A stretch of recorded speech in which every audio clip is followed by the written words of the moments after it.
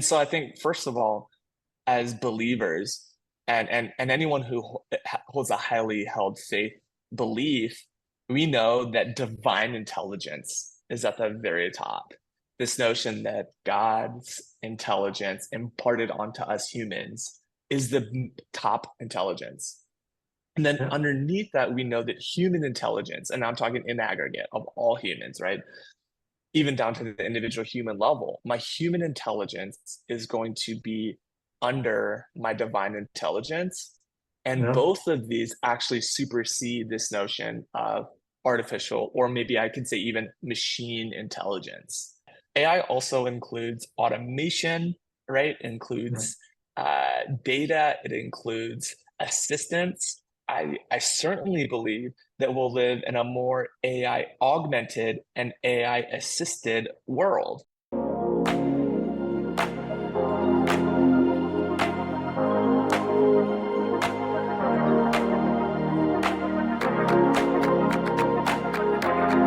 Hi, David. Welcome to the Growth Blog podcast. How are you doing today?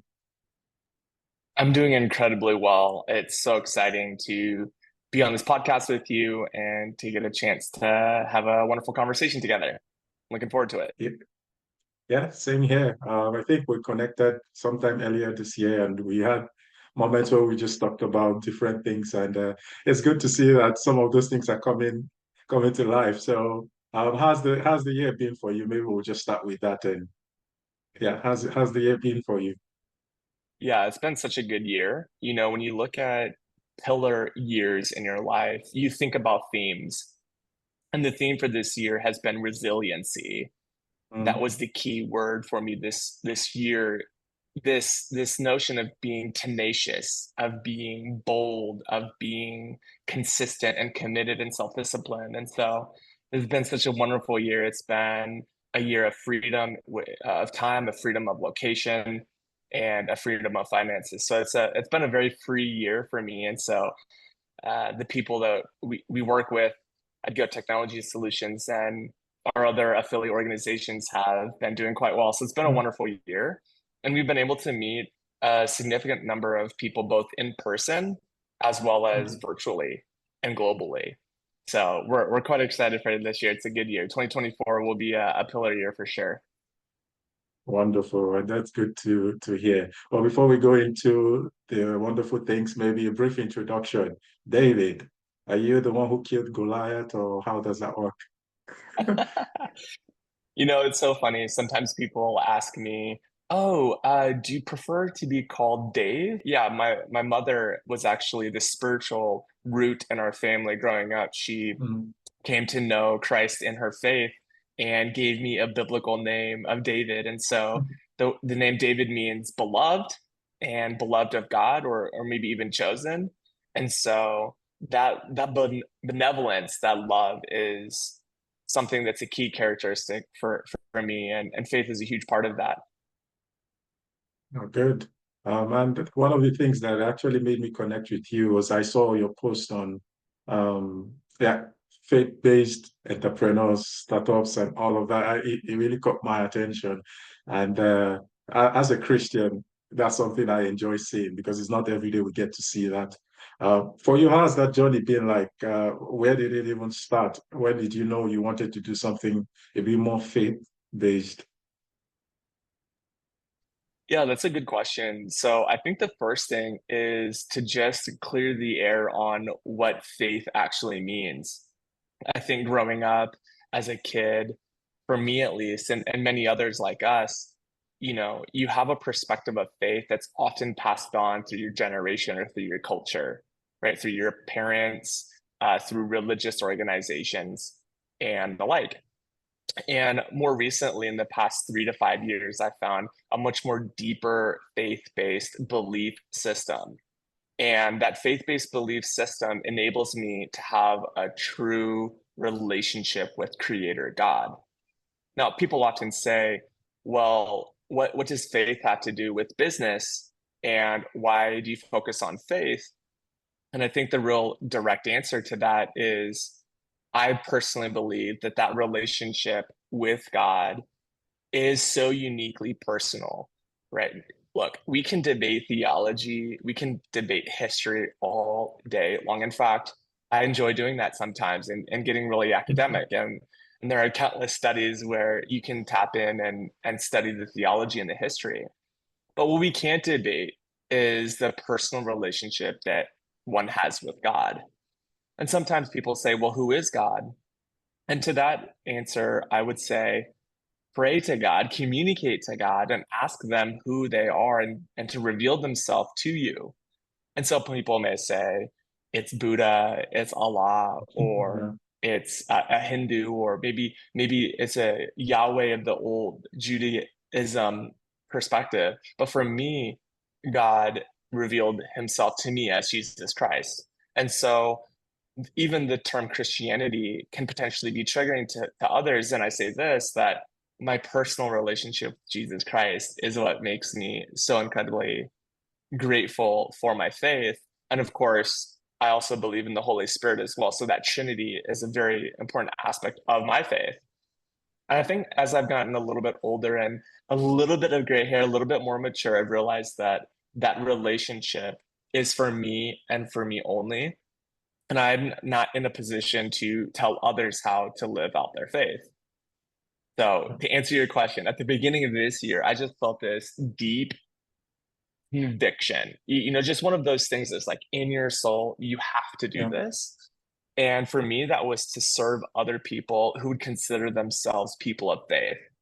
I had a mentor of mine ask me, David, like, don't you want to be able to pray with your customers, with your clients, and with your mm, partners? And I immediately said, yeah, actually, that's going to be a deal breaker if I'm not able to have that type of a faith connection. And so faith isn't just a pillar in my life, it's truly the foundation that's interwoven and integrated to all aspects of life. And so that's why I have focused specifically on faith based founders, faith based executives, Christ centered entrepreneurs, mm, executives who have a spiritual foundation, and those who are genuinely connected to other people who share in that faith. And I'll close with this little thought. Last year, I was invited to join an organization called AI and Faith, which is a yeah, global, pluralistic, faith based organization that consists of all faiths across the world, including Catholicism, Judaism, Buddhism, and Islamic faiths, as well as others. Even we have some atheists. So it's really opened my eyes to the practice of believing in something. And there's one thing that really connects most faiths, right? There is some higher being or deity, and there's a yeah. communication pattern with that deity.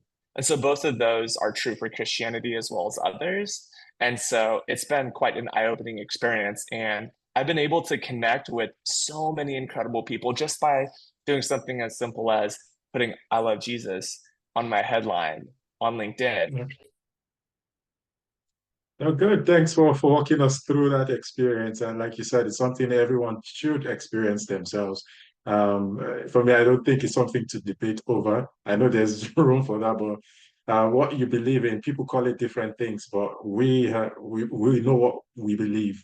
I think that's the best way to put it. Okay, so now let's go into entrepreneurship. Let's go into life. You used to work at Microsoft and some other companies before this time, and you had to transition into being a full-time entrepreneur and do some things yourself. What was that journey like? And going through your profile, I saw there was this need for you wanted more time flexibility and to do things from different locations where you wanted to be. What was that transition like for you? Well, that's exactly right. So, even as a young kid, and maybe those listening can relate to this, you just have that desire inside your heart or in your soul where you know that you are called to do more. And you may pass a lemonade stand and see kids selling lemonade or running a newspaper route. And so, as a young kid in the seventh grade, I actually started building websites and graphic design and offering web hosting before the cloud was invented. And that really sparked an entrepreneurial talent within my spirit and within my soul. And I realized that I really needed to double down on that. Now, as a young kid, you're easily impressioned, right? And so when Windows and Microsoft came out, I realized, oh, maybe someday I could work for the Windows logo Mm. company. And so it truly was a childhood dream to work for a large tech company. And even today, with such a large valuation in the market, obviously producing lots of value. But the challenge with large tech organizations and many companies these days, even before, global pandemic, other things that change the dynamic of the economy, you're in person working 60, sometimes even 70, 80 hours a week. There's a strong in-person culture, and there certainly isn't a lot of faith. There isn't necessarily a lot of vision, and you're typically tied to a single location. And growing up, loving travel, every year we took a trip as a family, a road trip to vacation as a family. And I remember thinking, I wonder if I could do this all of the time.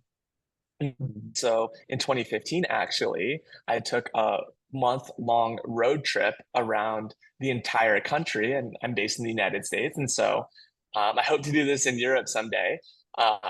And maybe even Asia. And so when you're doing that, you start to think about, well, how can I be productive? How can I provide value from a different location? And then regarding time, the real key there is focusing on the result that you deliver and not necessarily trading time for dollars. And so when we all got sent home, or we all started figuring out what that personal and professional work-life balance looked like, or some might say life work balance, to put your life first, I started to realize that going back into a 60 or 70-hour in office week was not going to be something that I wanted for my career. And so I sought opportunities to provide value and deliver results from different locations and on my own time. And we've been able to help others do the same thing, even in their own career, even in their own job, setting an Yeah. expectation of either being remote or focusing on results, and really enabling your team to help you in areas where maybe it's not your area of expertise, or some would say your zone of genius. And so Mm. freedom of location and freedom of time is quite important. And that's why we started a community for business believers who want to increase their income, really double down on that side hustle, or create the career freedom that they've always wanted, but maybe they haven't known how to do that until now. So being free of location and having freedom of time are two freedoms that it's going to be very difficult for me to give up in the future. Mm. Now, and when we talk of time, I think that's our most useful asset, right? Because we have that equally. Everyone has it equally. No one has more time than the other. But I like what you said. Instead of trading your time for money, learn how to um, build things that even when you're asleep, even when you're not actively using your time, it's able to bring back the returns. And you said some things around productivity, which happens to be my area of interest. Uh, most times there's this notion that if you do probably a 9 to 5, um, then you can't do any other thing, right? I think it's some people have that mindset and they don't even want to try to break out of that because it's like I can't do it. But from your experience working with different people, is it close to possible to have that life work? I'm taking your word, life work balance, even with a 9 to 5. Yeah, most certainly. I think the first thing to think about is, what is the real value or expertise that you bring to the table, right? And so as you become more productive, oftentimes you start to deliver results, right? You're executing and being operationally efficient. So what do you do with that extra time that you have? Often in a W-2 or an employee employer contract experience or relationship, you now get more responsibility and more things to do because you somehow traded more time. Now, often that doesn't come with a pay raise or that doesn't come with benefits until you get maybe an annual performance review and that sort of a thing. And so the very first thing, if you're at a 9 to 5, well, when that 5 p.m. hour hits, create some boundary for yourself, for your family, for your partner, your children, your animals, your hobbies, whatever that is. So there's this interesting like new law that's coming. I think maybe it's in Australia that's coming out. It's like this right to silence, right? I'm not sure if you've heard of Mhm. this. Have you heard of this right to No, I haven't. silence? No. Okay, it's quite interesting. It's like, well, I, as a human, have the right to not respond to work after a certain time. So, say 5 p.m. hits, I have the right to be silent.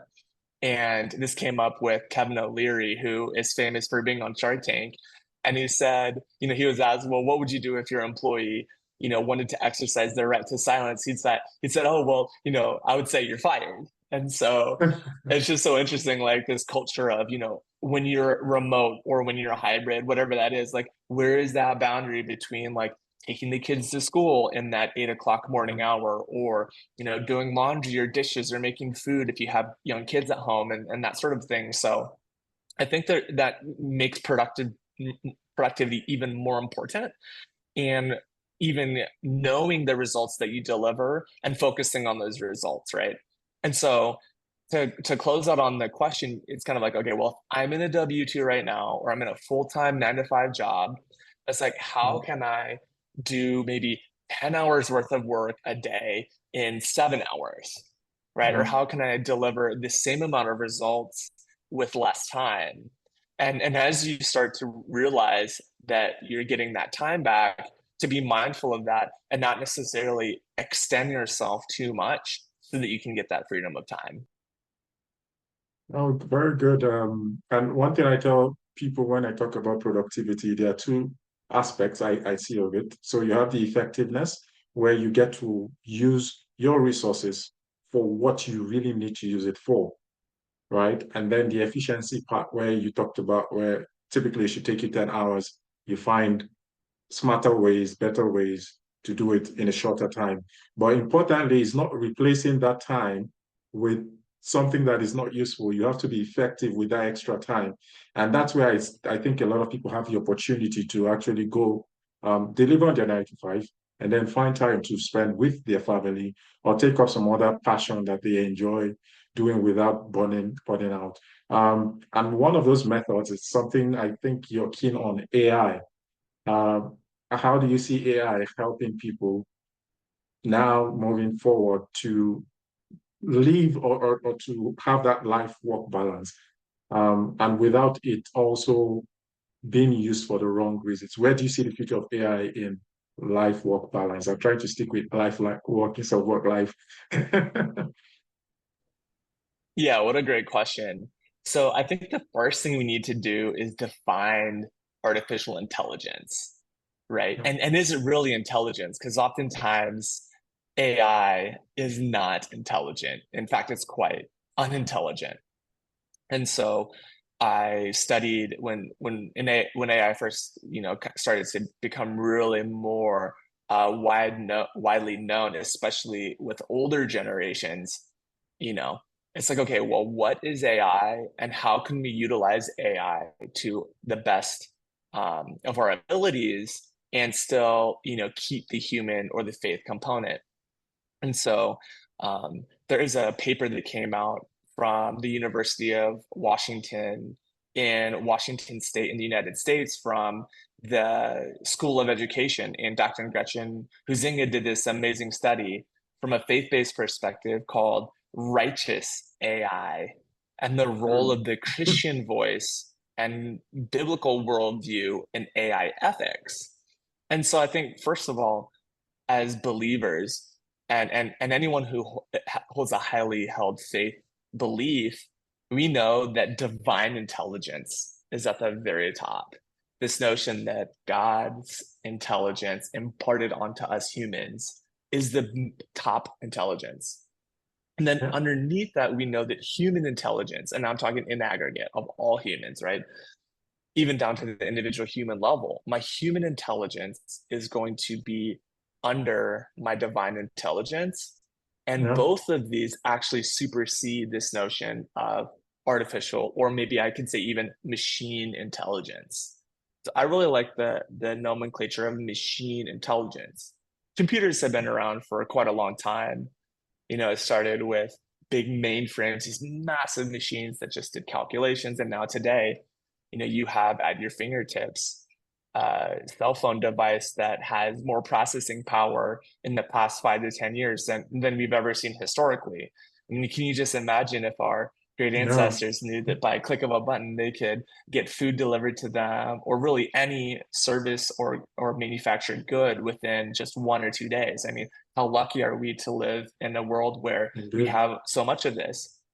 And so the problem though, right, with AI is that they often can't answer higher level questions such as why? Like, why do I exist? And what is my purpose on this earth? And where do I go once this physical body passes?